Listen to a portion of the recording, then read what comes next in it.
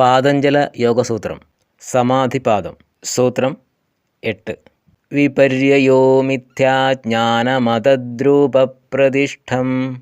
ഒരു വസ്തുവിനെ അതിൻ്റെ യഥാർത്ഥ രൂപത്തിലല്ലാതെ വേറൊന്നായി തെറ്റിദ്ധരിക്കുന്നതാണ് വിപര്യവൃത്തി.